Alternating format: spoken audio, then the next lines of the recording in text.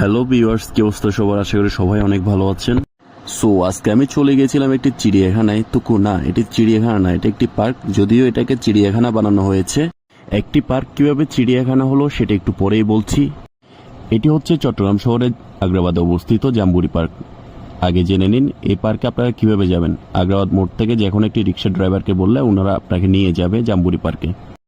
এই পার্কে প্রবেশ করার জন্য আপনাকে কোনো ধরনের এন্ট্রি ফি প্রয়োজন হবে না। সো আপনারা বিনামূল্যে ঘুরে আসতে পারবেন এত সুন্দর একটি পার্ক থেকে।